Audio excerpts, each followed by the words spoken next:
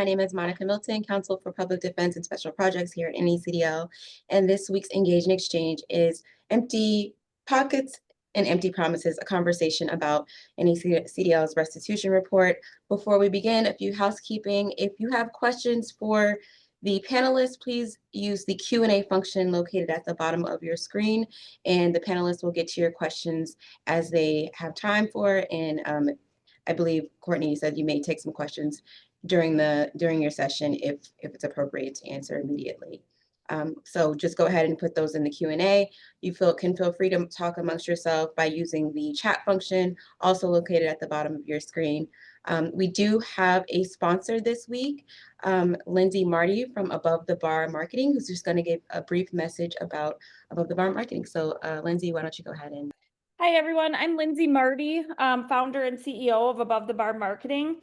I'm also the former executive director of the Wisconsin Association for Criminal Defense Lawyers.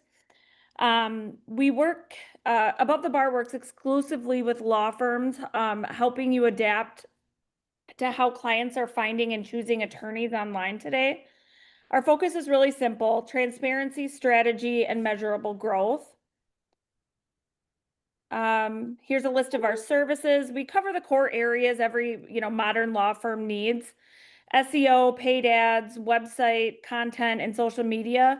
But what really matters is how these pieces connect. We look at the full client journey from visibility to signed cases, so nothing gets left to chance. Most firms tell us, the same story. Leads cost more, quality is down, and agencies rarely communicate clearly. There's a lot of noise in this space, and it's easy to feel like you're spending more and getting less. That's where we try to bring clarity, not more complexity. AI is completely reshaping search, especially for criminal defense. AI overviews are influencing how potential clients see and compare attorneys, often before they even click a link. Our role is to help firms stay visible and as these shifts continue to happen. Our team is entirely US-based, and we pride ourselves on responsiveness and transparency. Every client has direct access to their team, clear reporting, and a real understanding of what's driving their results. At the end of the day, we see ourselves as a partner, not just another vendor. Our goal isn't just to generate leads, it's to help firms run stronger and more profitable. One of the longtime clients summed it up best. It's about having a marketing partner who truly understands how law firms work and what success looks like in this profession. Thank you for having me today. Great, thank you, Lindsay. And now I'm going to pass it over to Lisa Wayne, the Executive Director of NACDL. Thank you, Lindsay, and we really appreciate you being here. It's because of people like you and vendors who support us that we're able to do these webinars and that we're able to do them free to people who are not members of this organization, and we very much appreciate that. Also, this should tell you about becoming a member of this organization, because not only do we provide these incredible webinars to people who are non-members, but we provide so many benefits to those of you who may not be members now and should be, for things like this incredible restitution report that NACDL has put out. It is just one of so many great reports that people all over this country rely on. So I'm so happy to see Courtney here. She did such incredible work on this, and I just am very thankful. Criminal restitution has become a form of punishment, and those of us who practice around this country recognize that it has been punishment. There's a common misperception that once you have committed your crime and done your time in jail or finished your sentence, that somehow you're finished, but that's not correct. Restitution hangs around the neck of so many individuals who have paid their dues and paid their time and who are not able to ever compensate or pay back restitution as ordered by the court. So this report points that out. I'm very very excited to hear what Melinda and Nate and Courtney have to say about all this, but it is an issue that I hope that you are paying attention to, because at the end of the day, the people who have been the backs of restitution are the people who most cannot afford it, and should be given a break on restitution. So thank you all, and please become a member as soon as you can. Thanks, Lisa. I'll introduce our speakers briefly for today. Cortney Lollar is a professor at Georgia State University College of Law in Atlanta. And relevantly for today's purposes, she is the author of our recently published report, Empty Pockets and Empty Promises, How Federal Restitution Law Fails Everyone. Joining her in conversation today will be Melinda Sarafa of Sarafa Zellan PLLC in New York City. She's also the co-chair of NACDL's White Collar Committee. So I'll turn it over to you two for what I'm sure will be a terrific discussion. Thank you. Thank you, Nate. Hi, everybody. I'm Melinda Sarafa coming to you from New York. And we are really, really fortunate today to have Cortney Lollar, the author of Empty Pockets and Empty Promises, to talk to us about restitution. I think I'm just going to start by turning it over to Courtney to really begin with an overview of the statutes of restitution and how the restitution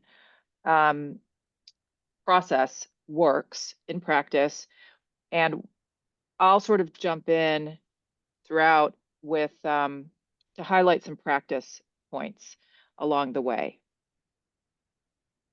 Thanks, Melinda, and thank you to NACDL. First, let me just, before I say anything else, you guys can see the PowerPoint, right? We're good. Okay, just making sure. Okay, so yeah, I'm delighted to be here and delighted to have the opportunity to write about restitution and now to talk more about it. It's something that I think is incredibly important. And I think it's been treated as something that's different than fines and fees, because I think that people think of it as fundamentally different in some way, because the idea is that it goes to victims as opposed to going to the government. And yet what we see on the ground is that the implications for our clients are very much the same as they are for any other legal financial obligation that they get, gets imposed on them at sentencing. And the reality is, it's also not, because they don't have the ability to pay, victims aren't being compensated, right? I mean, one of the things this report revealed also is that in the federal system, approximately 39% of restitution victims are federal agencies. So I think that's also not what our common understanding of the narrative is related to restitution.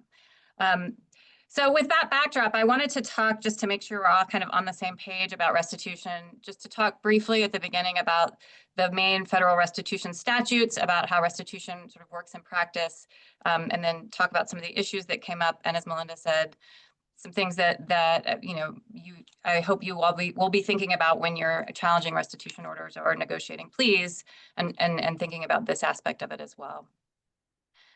So let's see. There we go. So the first real federal statute that came into play addressing restitution is the Victim Witness Protection Act. The Victim Witness Protection Act is a more favorable statute, I would say, as a general principle, than any of the other federal restitution statutes, because it still does not have mandatory restitution. So under the language of 3663 and the VWPA, a judge can take into consideration a person's ability to pay if restitution is ordered under the VWPA. Probably in part because of that, it is not the primary restitution statute that is used most of the time now. The Mandatory Victim Restitution Act came out a few years later, and it requires restitution. I'll turn to it in just a second. But because of that, the VWPA, I think, has been minimized in terms of how regularly it is used and how often it is used.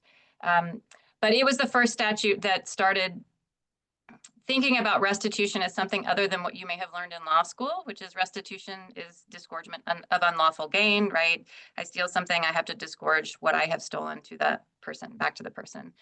The VWPA was the first statute that started looking at restitution I would say more along the lines of civil damages, right? So to compensate people for their harms, not just to disgorge the gain. And so one of the things that started happening as of this particular statute was that relevant conduct also could be taken into consideration. And courts could order reimbursement for relevant conduct, not just for the crimes of conviction. And there was sort of a broadening, right? You could be ordered to reimburse anybody who is proximately harmed by the offense as well. So then we have the MVRA, which came out again, as I said, a few years later, and it was the first. The Violence Against Women Act, VAWA, had a statute specific to sex crimes that made restitution mandatory. But this was the first statute that really made restitution mandatory to a broad swath of crimes, right? Not just in the context of sex crimes. So what we see under the MVRA is that a judge is required to order restitution, and they are required to order the person to pay the full amount of the victim's losses, however that is calculated to be. That includes remuneration for relevant conduct. And the judges can hold co-defendants or multiple people jointly and severally liable. They do not have to apportion restitution through the MVRA.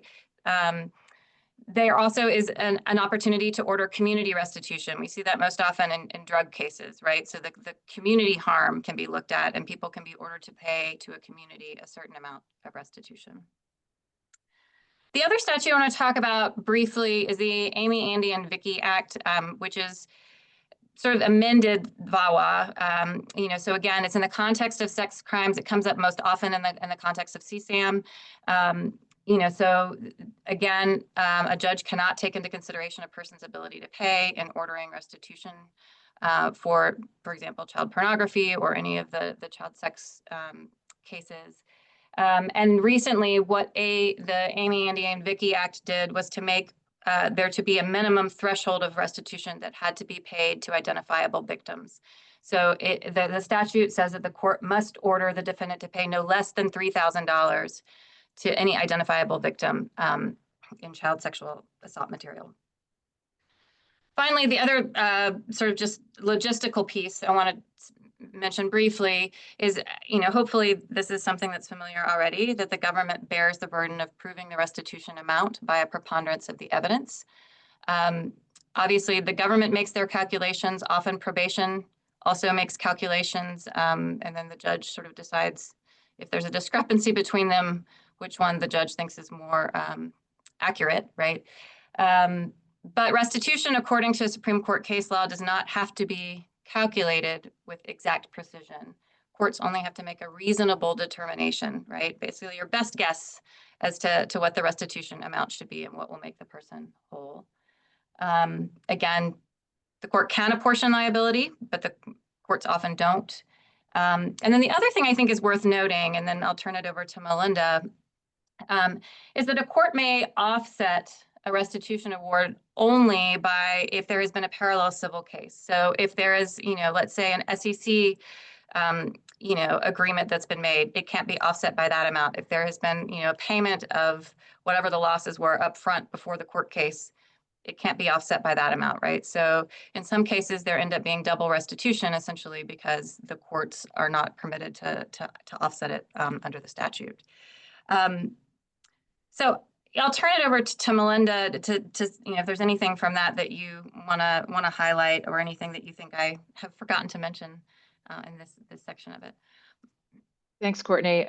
Just a few takeaways for practitioners. First, there is this distinction between the VWPA and the MVRA, although, as Courtney said, that most often you're proceeding under the Mandatory Victim Restitution Act, and so the court is going to be required to order restitution, but make sure in your case that the MVRA in fact applies to your case. Don't just assume that it does. So that's one.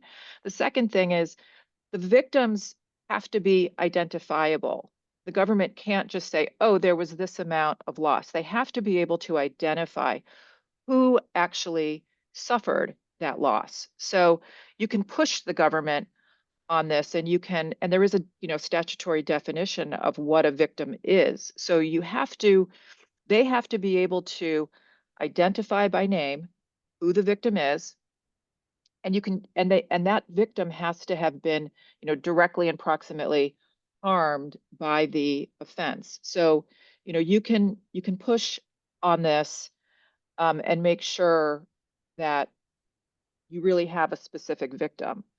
And you can, of course, always challenge the amount of loss, although you are going to have this issue over the government saying we're looking at the losses from the offense as well as the offense of conviction as well as relevant conduct. But you do have a lot of room to challenge what the amount of the loss actually is.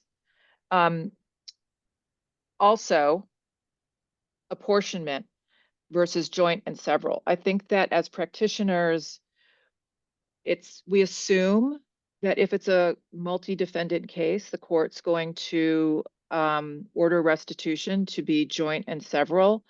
That has a lot of implications. But it's not required that it be ordered jointly and severally. So you can ask the court to apportion the restitution obligation according to the defendant's relative culpability. And it's important because let's say one defendant's conviction is vacated for some reason, or they're pardoned. And oftentimes, we see this, you might have the most culpable defendant pardoned or have their conviction overturned or vacated for some reason. And then the other co-defendant who has a judgment with the full restitution amount is now on the hook for the whole thing because the other defendant's conviction was vacated. This is the situation right now in the Aussie Media case where the lead defendant was pardoned, and now the co-defendant is stuck with the entire restitution order because it was imposed jointly and severally. So pay attention to that. Also, and I think we'll get to this in a minute, there are some circumstances under which the court can't consider the defendant's ability to pay under the MVRA, but there are situations where the court can decline to order restitution even though it's mandatory, specifically where they determine that it's too complex. Like there's too many victims. It's impracticable to actually identify all the victims and to calculate the losses. And so the court can make that finding, and we'll see examples where they've done that. So keep that in mind. That's one option. And then I think we'll also talk in a little bit about ways you can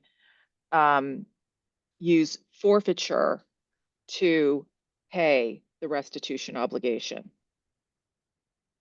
So I'll jump in here and move on to the slides that talk a little bit about that. So a couple of other points that are related, two of them are sort of related to what Melinda was just talking about. Before I get to that, one of the things that also is worth noting is that a victim can decline restitution, right? And sometimes people don't want restitution, but the court is still ordered to pay it. And what that happens in that instance is it goes to the Treasury Department's Crime Victims Fund, right? So it basically goes elsewhere. And one of the things that can happen though, and I'll show you the slides in just a minute that give examples of this, but also remember, and I know Melinda's going to talk a little more about this, that forfeited funds can be applied to restitution through a process called restoration. And again, she's going to talk a little bit more about that. But in terms of looking at some court orders, I just wanted to show, so here is one of the examples that she was talking about where the court declines to order restitution due to the complexity of the case and the number of victims.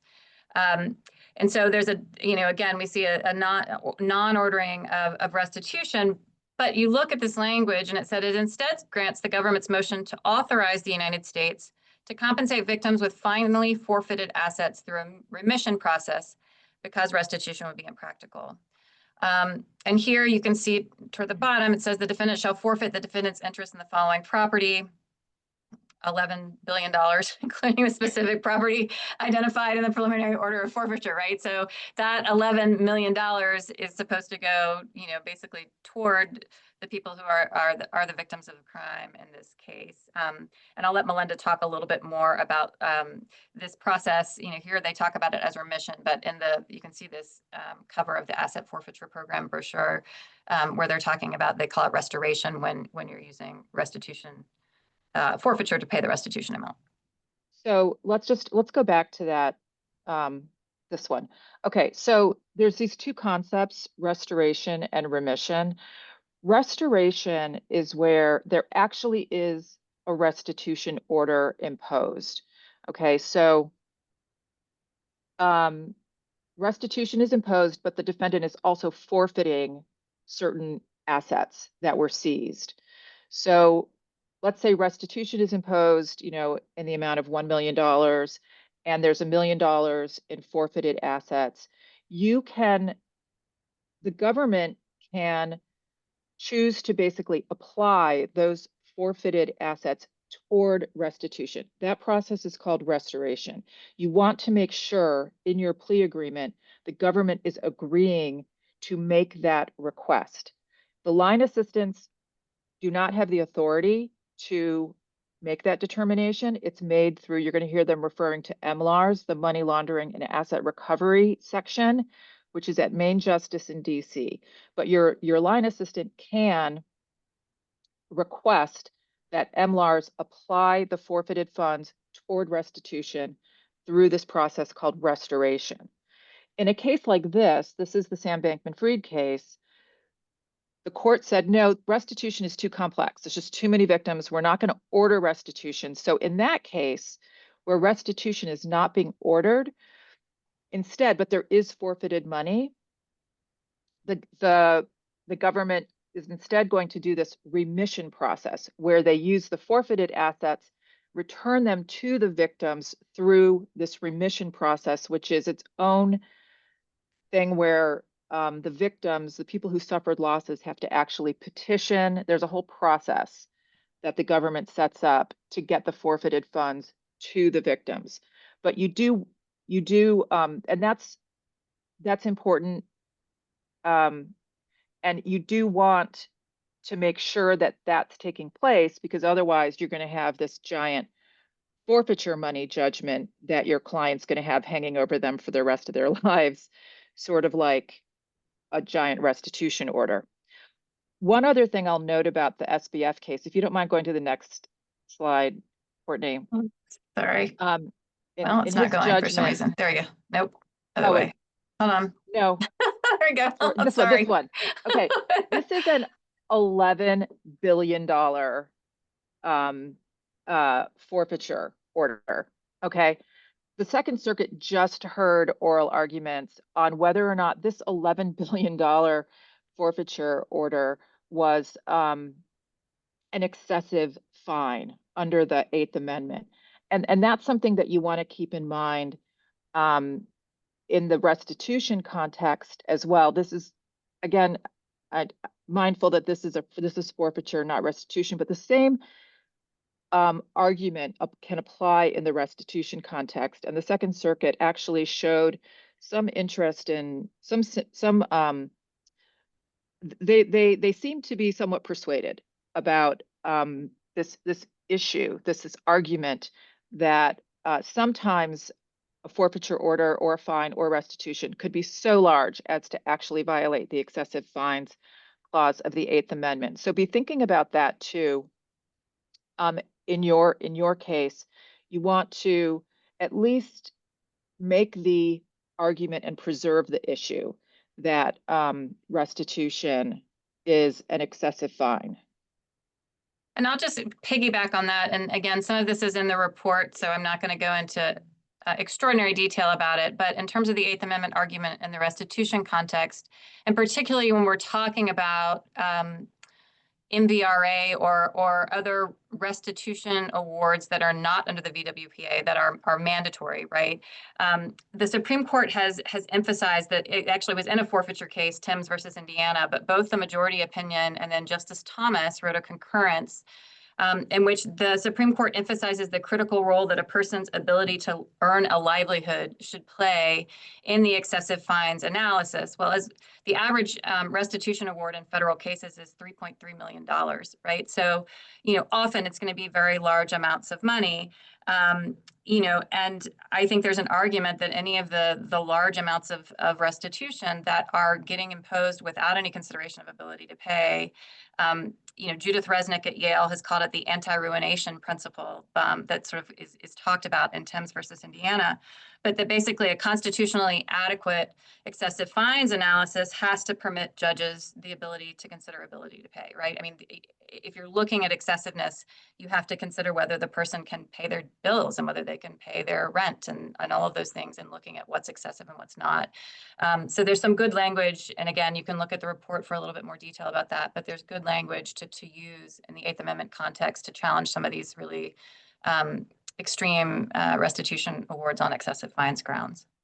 I'll just add one little tidbit on the Timms case. That was a 2019 Supreme Court case. And that was one where the standard that the Supreme Court has set up under the Eighth Amendment for excessive fines is if the fine is grossly disproportionate to the gravity of the offense. And in Timms, they found that forfeiture of a Land Rover, this was a drug case, I think, and it was like a $400 sale of drugs. The Land Rover, I think, was involved, but the court basically said forfeiting the Land Rover was grossly disproportionate to the gravity of the offense. So, that's a pretty clear example of kind of how this can apply in a real case. Yeah. I want to, and we'll come back to, because that part of it also depends on seeing restitution as punishment, which we'll come back to a little bit in terms of thinking a little more specifically about arguments to make. I do want to also highlight some procedural issues that arise with restitution as well. As most of you probably know, restitution can be imposed at sentencing as part of the sentence, and sometimes it is. And sometimes the court says, or the prosecutor says, or probation says, some combination thereof, says we still are trying to figure out the restitution amounts, right? What the loss has been, and for this particular person, or, we're still trying to figure it out. And so the court will say, well, I'll postpone, we'll go ahead and enter sentencing, right, on everything else, and I will postpone the restitution determination for a later date. By statute, that's supposed to occur within 90 days. That said, so several things can happen. One is that restitution gets imposed by the court after sentencing with no hearing whatsoever. They say, we think there's enough based on the documents submitted. We're going to go ahead and just make the determination. Which, if you are somebody who is being subject to the restitution order, can be both, you might not know what it is, right? So you end up with this huge restitution order and you were not present when it was imposed. You didn't know about it. And the court says that's fine, right? There's no right to a restitution hearing. And so often there's no hearing at all. Sometimes there is a hearing. Courts are split on whether there is a right for a defendant to be present at a restitution hearing when there is one. There is a constitutional and statutory right to be present at sentencing. So Sixth Amendment and Criminal Procedure Rule 43. My view is those two things, that restitution is as much a part of sentencing as anything else. And so a defendant has a right to be there, and some circuits agree and some circuits don't. So that's an issue that comes up. And the other issue that comes up is that sometimes it's after 90 days. So sometimes sentencing is imposed after 90 days. And again, if you want the case law and stuff, it's in the report. But, the Supreme Court has said, look, there's no problem, with it doesn't undermine the order itself of restitution if it's imposed after the 90-day time limit. After I published this report, I will note that somebody reached out to me who had just was representing somebody who had completed their entire sentence. They got sentenced. The court had said, we're going to postpone the restitution determination. They served the entire sentence. Court closed out the case, and immediately after, a restitution order gets entered. So, they're obviously appealing the restitution order, but under the case law right now, there's nothing preventing that from happening, right? Which seems, when you're talking 3 and 4 years down the line in that case, seems to be something that is beyond the pale of what they're talking about when it's, a little bit over 90 days. So I think there may be some challenges to that, but the question is what those are. The other thing I think is worth noting, so, is that a judge can impose restitution, and Melinda mentioned this earlier, right? Due and payable immediately, or they can do it as a condition of supervised release. If they do it where they're due and payable immediately, then as soon as they, get placed wherever they're going, assuming that they are going to be incarcerated, the BOP requires them to start paying them. One of the things we've seen is that the Inmate Financial Responsibility Program at the BOP has sometimes expedited both the timing and the amount of payments and says, yeah, you don't have to do it, but if you don't do it, you can't get, better housing placements. You can't get, priority in terms of work placements in the facilities, right? So there's a real thumb on the scales. And BOP has sort of full authority to do that, right? Alternatively, the judge can say, I'm not ordering restitution to begin until it's a condition of supervised release, which means that the payments don't begin until the person leaves the prison and then starts their period of supervised release, which obviously is preferable. So I wanted to show just, here is an example of a JNC where the determination of restitution was deferred, right? So here we're talking about one of those situations where they say, we're going to go ahead and sentence you, but we will defer the determination of restitution to a later date. And so then here is an example, and it's not the box that's checked, just to be clear, from the Sam Bankman-Fried case. But if you look down, you can see that the box E, payment during the term of supervised release, will commence within 30 or 60 days, for example, after release from imprisonment, right? And so asking the court to check box E so that the restitution doesn't begin until the person is no longer in the carceral facility under BOP, obviously would probably be a preferable approach under that. So Melinda, I don't know if there's other things you want to add on that point, but I did want to just highlight those things. I would just encourage lawyers, when the JNC is going to be filled out and you're going to get it after sentencing. Okay, but before sentencing, first of all, before sentencing, just to focus on the JNC for a minute, before sentencing, take a look at a recent judgment issued by, in your district prior to sentencing. Know what is actually going to go on that form. So at sentencing, you can ask for the right boxes to be checked. You can ask the court to, fill out the JNC the way you want it filled out. These, what that actually says is going to have a very big impact and lasting impact on your client long after the case is closed out. So if the restitution order is going to be imposed, take a look at what that monetary penalty section of the judgment is going to look like and make sure you're asking that it be filled out a certain way at the sentencing hearing. And similarly, when you get the JNC, don't just go, oh, okay, here it is, and just disregard it. Make sure you look at it because they don't always fill it out correctly, or there might be language in there that you want to challenge. And there is a period of time for correction of the judgment after it's been issued for clerical errors. So look at it the minute you get it, make sure it's exactly right, and then challenge it, go back to the court if there needs to be a correction. I think we're going to get to in a couple slides, but yeah, make sure you ask for the restitution hearing, either at sentencing or after sentencing. This is something that you can negotiate at the plea stage. You might have an agreement in your plea agreement to pay restitution, but you can try to negotiate for a restitution hearing if you think a hearing is warranted.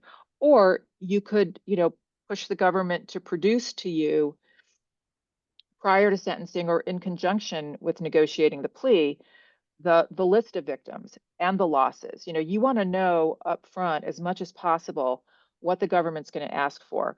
Plea agreements are getting increasingly onerous on the issue of restitution. they're going to ask the defendant, you know, in advance to basically just agree to whatever the court orders. And, you know, whether it's for the offense of conviction, relevant conduct, uncharged conduct, acquitted conduct, you know, they're gonna ask you to basically just agree to everything. So you want to know as much as possible upfront. Ask the government for a separate hearing, or ask them to produce to you, you know, the identifiable victims and the losses. And if you're asking for a hearing, assert your client's Sixth Amendment right to be present.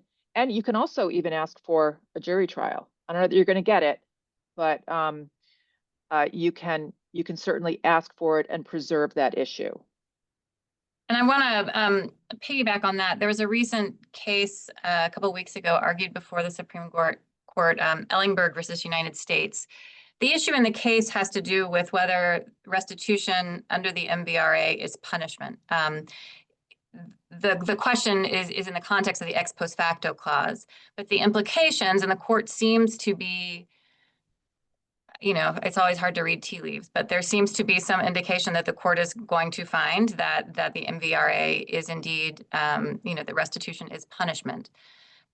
The implications of that, and I think the court's concern about finding that, go beyond the ex post facto clause, right, to the issues that are on the slide right now, the Sixth Amendment issues, right? So after Apprendi, if something is increasing the amount of a sentence, right? So we've seen in Southern Union, if it's a fine amount that's being increased, the Sixth Amendment jury trial right applies. I think there is a very strong argument, and I think the court is concerned that there's a very strong argument that the Sixth Amendment jury trial right also applies to restitution if it's punishment, because the fact finder, in this case, the judge typically, is finding the amount of restitution, is calculating the amount of loss, right, in the case. And so that is increasing the amount from zero restitution to some amount of restitution. And so if indeed the court finds that it's punishment and that the judge has been increasing the amount of punishment, not the jury, beyond a reasonable doubt, that's a Sixth Amendment violation, right? So I think there is an argument to be made, and I think it's really important to be preserving the issue, because I do think there may be movement. There may not be, right? I mean, I may be wrong. Ellingberg may come out the other way, but I think there's a pretty good indication that they will find that it's punishment. And if that's the case, then I think preserving the issue is really important. I also think for judges who might say, well, how are we even do that as a matter of practice, right? We see it happen in the fines context, right? You get a jury and you have them fill out the boxes. But at the very least, even if the court says, no, we're not doing that, this is completely impractical to pull a jury together just to determine the restitution amount. As Melinda and I talked a little bit about, and she can talk a little more about, it's an important point of leverage to use with the government in negotiating these onerous plea conditions that might be out there, to say, look, I'm going to insist on the Sixth Amendment jury trial right, preserve the issue. If you want to negotiate with me, perhaps we can get a better deal for the restitution. So I'll let you talk a little more about that if you'd like to.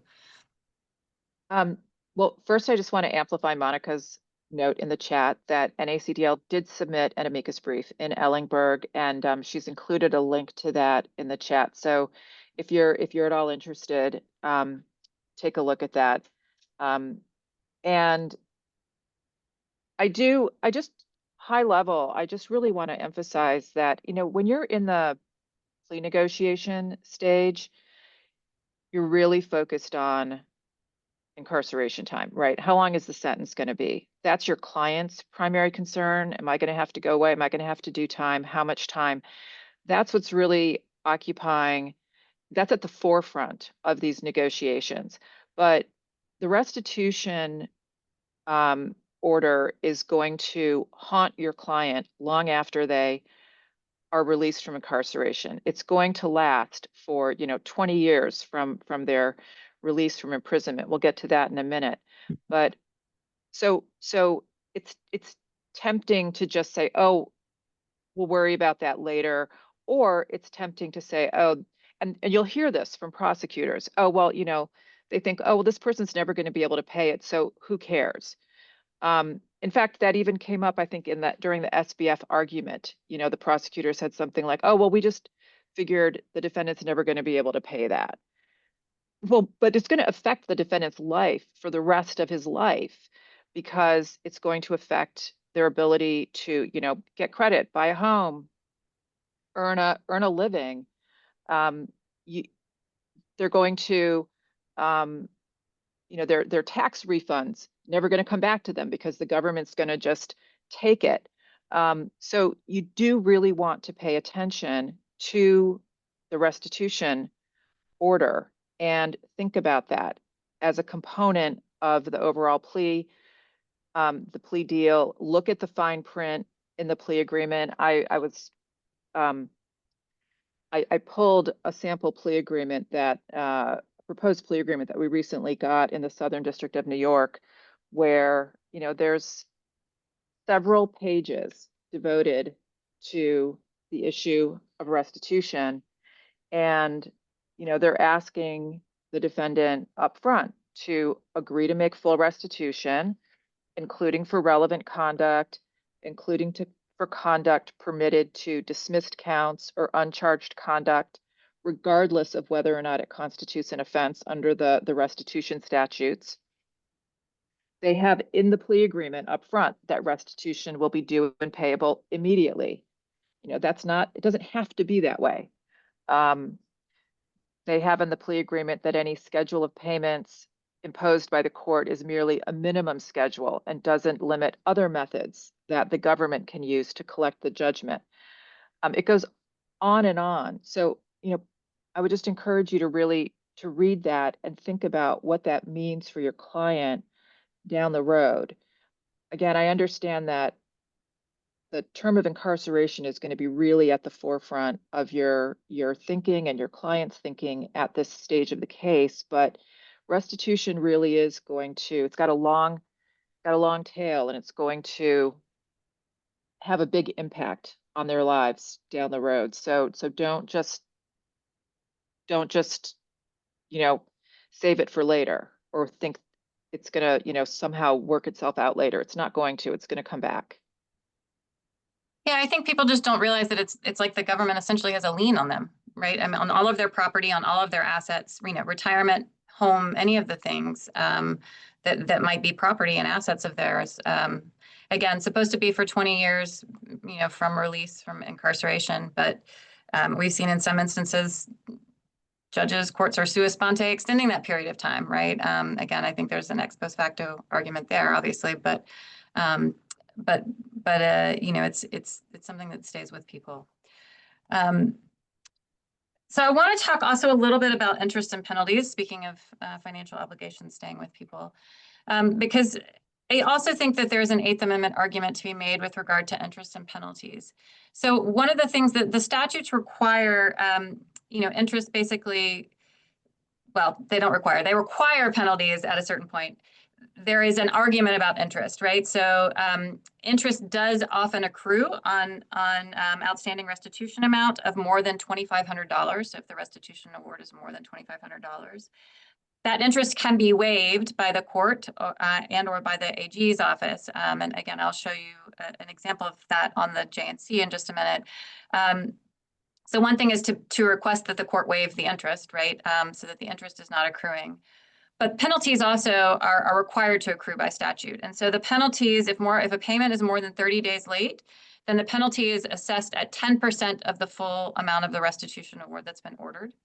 If the payment is more than 90 days late, then it is assessed at 15% of the full amount of the restitution award ordered. I think there's a pretty strong argument that that's excessive relative to the underlying fine as well. I mean, the underlying restitution amount, sorry.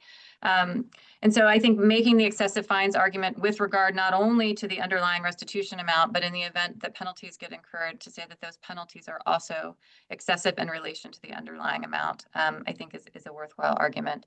I know that's a harder one to make because many people, your representation ends at sentencing often, but I definitely think it's worth considering. And I'm just gonna, well, do you want to go and talk before I go to this, Melinda? I was just gonna underscore something that a point that I think you make in your report, which is the Eighth Amendment excessive fines argument can also apply to the statutory prohibition on considering a defendant's ability to pay, right? So that's another thing you can include in, preserving your Eighth Amendment argument is challenging that prohibition on the court's consideration of a defendant's ability to pay. Yeah, and that's, both here, this is just sort of laying out what we've talked about before about the Eighth Amendment excessive fines argument, both with regard to restitution and with the interest and penalties. Talking about the anti-ruination principle that comes up in Thames versus Indiana.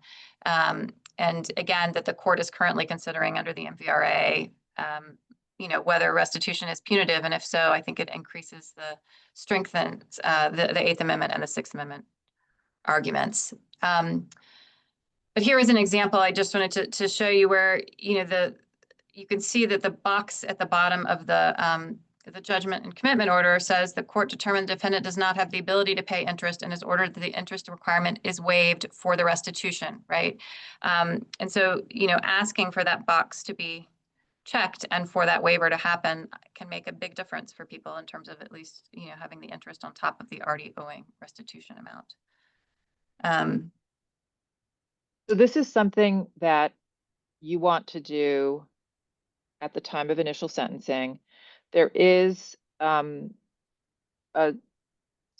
variance in the case law about whether a court can come back and revisit the issue of interest and penalties. What might happen is a client, they serve their sentence, they're starting to pay the restitution, they realize like now a lot of interest and penalties have accrued, or maybe their circumstances have changed, and so they want to have interest waived after the fact.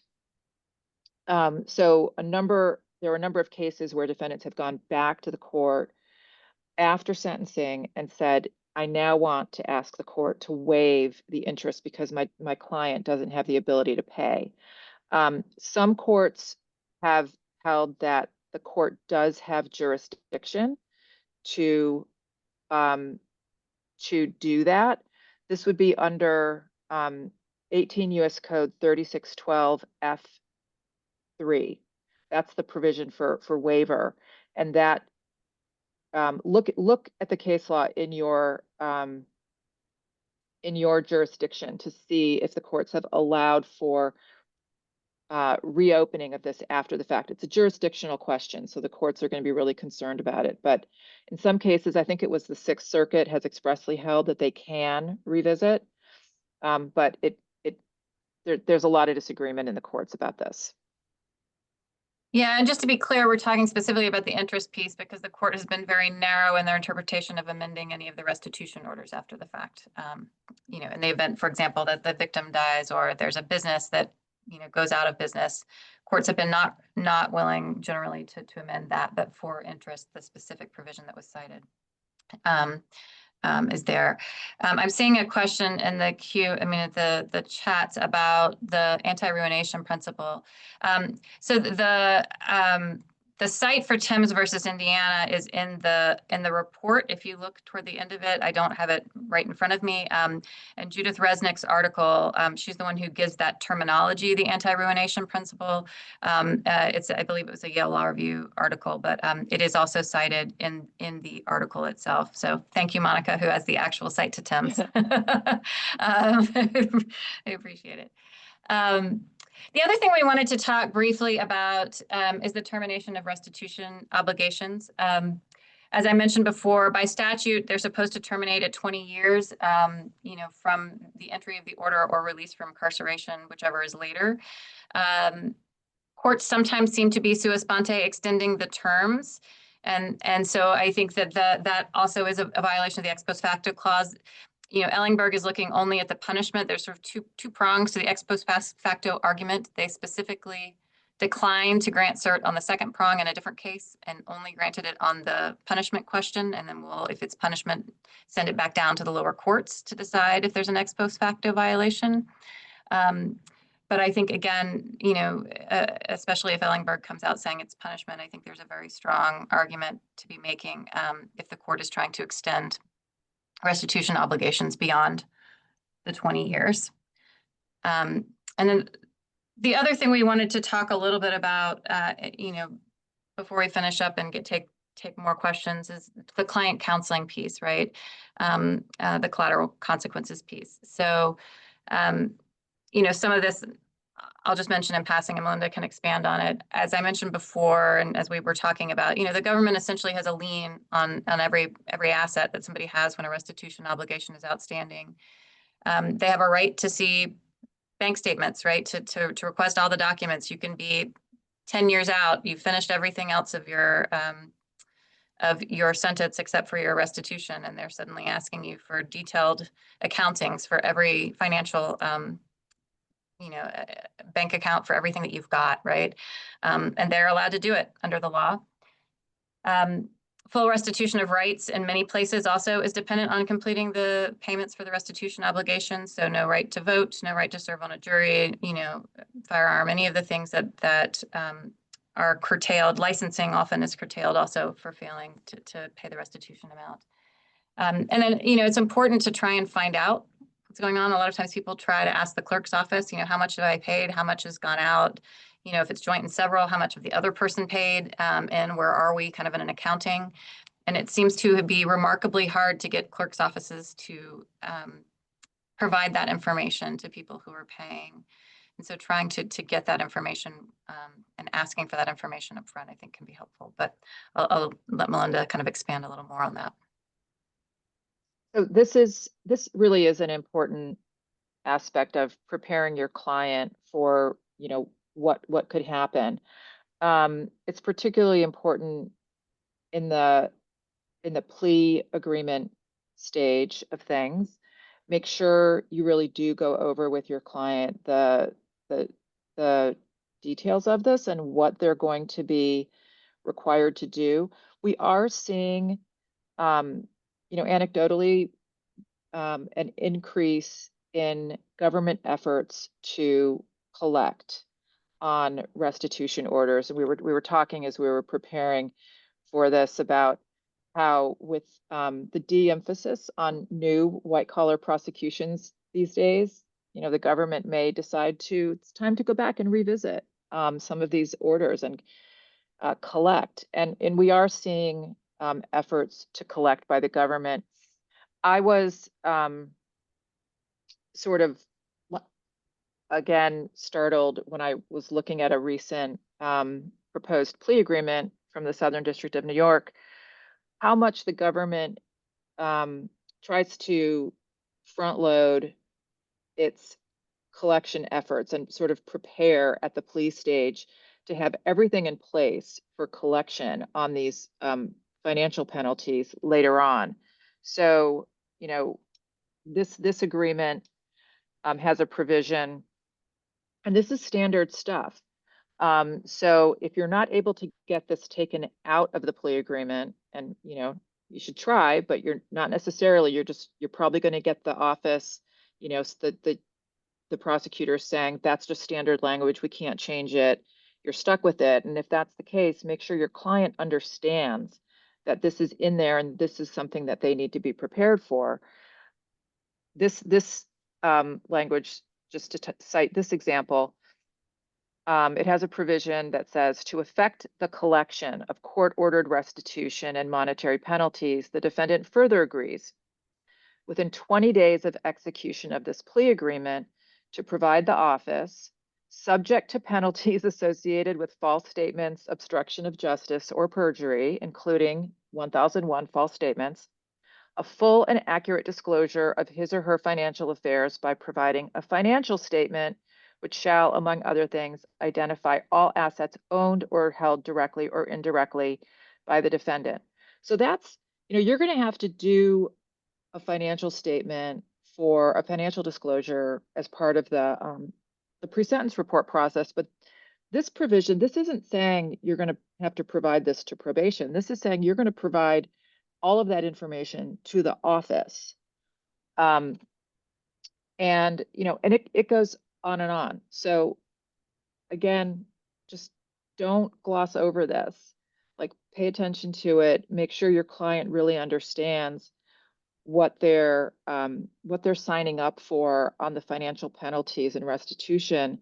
side of things when they're entering into one of these plea agreements. And to the extent that you can challenge it, I would encourage you to challenge it. And maybe, you know, we have a bar association in New York City that has these regular liaison meetings with the U.S. Attorney's Office, and they often will ask attorneys prior to going into that meeting, you know, hey, what are the issues that you want us to address? And that's the kind of thing that type of meeting is exactly the kind of opportunity that you want to, you know, say, hey, maybe you guys could ease up on the standard plea agreement language about financial penalties. So, you know, think about that too. What are your opportunities for sort of collective action in your, you know, local jurisdiction to try to encourage the prosecutors to, you know, maybe rethink some of the really onerous language that they have in plea agreements or the positions they're taking with respect to restitution. So I think that's most of, unless I'm forgetting anything, most of what, oh, actually one other thing, sorry, I have one other thing I did want to mention, which is restitution remissions, right? We talked before about sort of applying restitution to forfeiture amounts. Just like you can ask for a pardon, you can ask specifically for a restitution remission. There's a, you know, link on the pardon attorney for the DOJ's website. You know, and you can see it's a commutation. It's not asking for a pardon specifically. It's the commutation paperwork that you use. But the relief sought would be the reduction of prison sentence and remission or restitution, right? I mean, obviously, you may not be asking for the prison sentence. You may have fully served it, right? But the location where you can check it on the form for remission of restitution to basically say, look, you know, there have been people who have said, look, I'd really like to work on an agreement with the government, you know, or agreement with the victims. Let's, you know, like you do with any other part of plea bargaining or any other sort of, you know, deal, let's agree to X amount of restitution. Well, if you went to trial, it's very hard to agree to a restitution amount, and the court says we have to order the full amount of losses. And so other than whatever amount you might have agreed to in a plea agreement, if you don't have a plea agreement for the restitution part, you know, then you kind of are stuck with the full amount, and government has said we won't negotiate, you know, anything other than the full amount often. And so sometimes people are just stuck with the restitution and paying it for long periods of time. And so seeking a remission is at least one available opportunity as well that I think a lot of people don't know about. The last point I would make is just to reiterate, if you haven't read Courtney's report, read the report. And Nate, I can't remember if NACDL, I know that the Champion magazine goes to all the federal judges, right? As a matter of course, it gets sent to them. Do reports like this get sent to the courts as well? It depends. I'm not sure this one has, but maybe that's something we'll look into distributing. Yeah, no, it has not. Okay. I was going to say, you know, bring it to the attention of your judge if you can, or, you know, the court. I don't know if you can attach a report like this to a sentencing memo, or you know, somehow get it in front of your judge. But it's a really great report that you know, highlights a lot of the issues that people just don't, you know, sort of routinely think about. There's just this sort of assumption, I think, a lot of times on the part of particularly the prosecutors, but, you know, maybe also the courts, that like, oh, it doesn't matter. You know, we can impose this giant restitution order or these giant financial penalties. People don't have the ability to pay, but so what? It's just on a piece of paper, but it does matter. So to the extent you can, oh, great idea. Footnote it and insert the link in your sentencing memorandum. There you go. Yeah, bring the report to the attention of the court. That's a great idea. So that's the thing I just want to underscore is the financial penalties, restitution, forfeiture, fines, they matter. Restitution is a really sticky one because of the mandatory the MVRA makes it mandatory. But there are things you can do to try to limit your client's exposure. So do that to the extent that you can. Don't just gloss over it and say, there's nothing I could, don't throw up your hands and say, there's nothing I can do, because there are some things you can do. And it's important, and your client will really thank you later.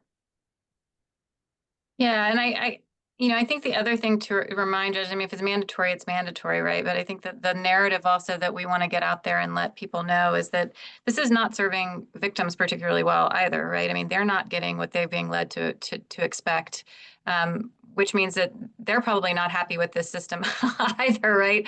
And so obviously that's a different sort of broader policy point, but just in thinking more broadly and in conversations you're having, kind of making sure that when this comes up, that's a narrative that we are countering, that this is something that really is doing anything different than other legal financial obligations. I see one question in the chat about restorative justice groups advocating around restitution issues. So, I know that obviously with restorative justice initiatives, generally there's an effort, and the ones that are doing it well, to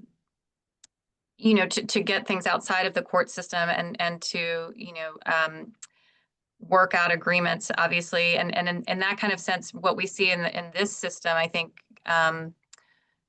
could work very differently, right? Because you can reach an agreement, right? Both sides can say, this is what we think is going to make, somebody whole, I think in a sort of more tangential way. But in terms of advocacy and who's organizing around it, I don't know if Melinda or Nate are familiar with restorative justice groups who are looking specifically at this issue.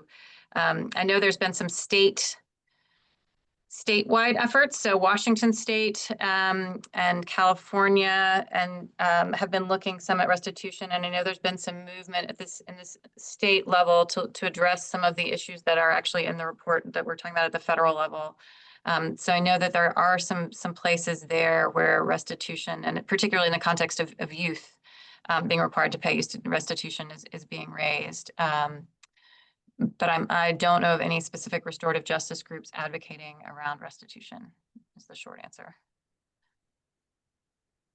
I don't either. So I don't know if there's other questions. That was the only one I've seen in the chat, other than asking for the citation. But if there are other questions, we're happy to try and answer them.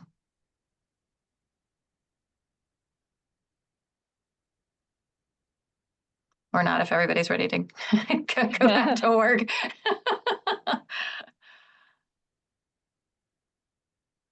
Thank you to everybody for attending. Yeah. I don't see any Q&As, and it looks like nothing further in the chat. So thank you all. Thank you. I was just going to ask if folks did have questions, follow-up questions, or maybe they didn't want to ask in this capacity, if you maybe want to drop your email, or if they could contact you offline with any other questions. Absolutely. I'm going to put my email in the chat. Please feel free to email. Thank you. Okay, well, it looks like we don't have any additional questions. Thank you so much for this panel and for obviously the report. This, like I mentioned, this session has been recorded, and the panelists have kindly agreed to let us share the slides along with the recording. So we'll get that out to you shortly, and you'll get that via email. But thank you, and thank you, Nate, for helping put this together. Lisa, for joining us, truly as always. Someone just popped up and said, should have asked earlier, but the 20-year issue is worthy of addressing. I mean, it absolutely is. I think the hard part, I think there's a very clear ex post facto argument to be made, right? The question I think people struggle with is trying to get attorneys to address those issues for them, right? So, many folks feel like their representation is over after the sentencing, right? And if people are struggling with financial obligations, they don't necessarily have the money to pay for a lawyer to help them litigate something that they feel like should be a tangential or smaller sort of issue, even though, again, as we've been talking about, I'm not sure it's quite so tangential as we, initially think, or people initially think, and so, absolutely, I think it's worth addressing. I propose in the report making it not 20 years, but less than 20 years. But I think certainly it does not need to be extended beyond what the statutory issue is, and that people should be, trying to address that issue if possible. But yes, it does affect estate planning and all of that, right? I recently was talking to somebody who I was just telling these guys earlier, who's been out for 6 years. She has 6 kids and has an autistic daughter who's in her 30s. And so prior to all of this, the house is in trust for the daughter, right? So speaking of estate planning, like that was the plan, has always been for the house to be in a trust for the daughter. The other siblings would then take care of her at the time that something happens to this person. But at this point, the government is asking questions about the initiation of the trust, which again predated the criminal case here. But certainly the restitution, it's only the restitution that's outstanding in the case at this point. And it seems to be still affecting things like estate planning and how one prepares for that.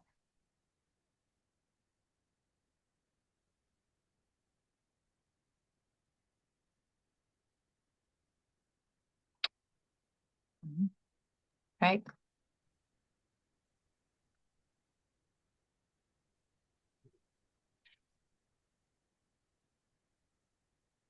Okay, I think Suggestion that we address this in the future.